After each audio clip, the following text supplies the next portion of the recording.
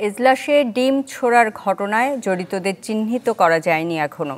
ওই ঘটনায় সিনিয়র আইনজীবীদের সাথে দুদফা বৈঠকে ক্ষুব্ধ প্রতিক্রিয়া জানিয়েছেন প্রধান বিচারপতি সৈয়দ রেফাত আহমেদ। বৈঠকে বিচার বিভাগের ভাবমূর্তি ক্ষুণ্ণের সাথে জড়িতদের সনদ বাতিলের পক্ষে মত দেন সবাই। রায়ে জিয়াউর রহমান নিয়ে কটাক্ষ করায় বুধবার বিচারপতি আশরাফুল কামালের নেতৃত্বাধীন হাইকোর্ট বেঞ্চে ডিম ছুঁড়ে কিছু আইনজীবী।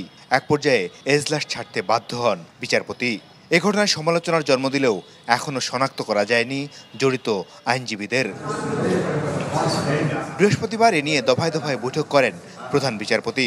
সকালে প্রথম দফার বৈঠকে অ্যাটর্নি জেনারেল ও বার সভাপতিকে প্রধান বিচারপতি বলেন, এই ঘটনা বিচার বিভাগের ভাবমূর্তি ক্ষুণ্ণ করেছে, তা চলতে দেয়া যায় না।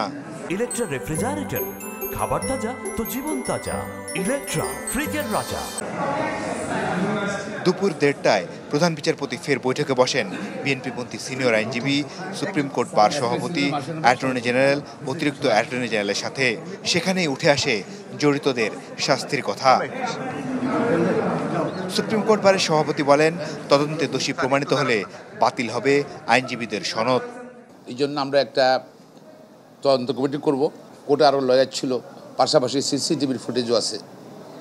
সেটার উপরে খুব তাড়াতাড়ি রিপোর্ট দেবে। রিপোর্টের বেসিসে সেই সকল আইনজীবী যারা এই ঘটনা জড়িত তাদের বিরুদ্ধে ব্যবস্থা নেওয়া হবে।